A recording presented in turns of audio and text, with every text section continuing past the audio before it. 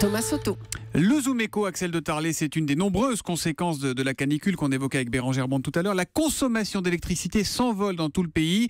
En cause, bien sûr, climatiseurs et autres ventilateurs. Voilà, et RTE, le réseau de transport électrique, prévoit un pic de consommation aujourd'hui à 13h. On dépassera la barre des 60 000 mégawatts. Alors, pour vous donner une idée, par rapport à la semaine dernière à la même heure, le surplus de consommation aujourd'hui équivaut à 4 réacteurs nucléaires ou encore la consommation en électricité du Grand Paris à la même heure. Ah, voilà. Quand même. Et par rapport au pic de consommation en hiver, on est au-dessus ou on est en dessous, Axel ? Non, alors on reste largement en dessous. L'hiver, le pic, c'est 90 000 mégawatts avec tous les chauffages, alors que là, c'est 60 000 mégawatts. Mais effectivement, voilà.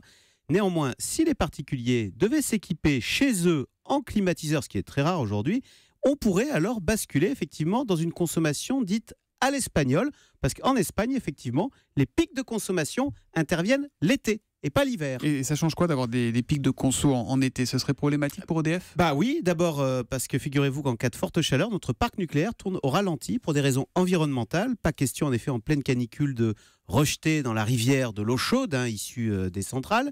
Et puis il y a un deuxième problème, en cas de canicule, ça veut dire qu'il y a un anticyclone. Qui dit anticyclone dit pas de vent, donc les éoliennes sont à l'arrêt. Ah oui. Alors, en revanche, bien sûr, en cas de canicule, il y a une énergie qui fonctionne à merveille. Facile, le soleil, le solaire. Exactement. Ouais. Et, voilà. Et puis, la nature est bien faite. Figurez-vous que le soleil fonctionne à plein régime, à 13h, pile quand on en a besoin d'électricité pour les climatiseurs. Donc voilà, c'est la bonne nouvelle. C'est lié, mon ami, c'est parce que le soleil est très fort qu'on climatise. Oui, évidemment, c'est lié.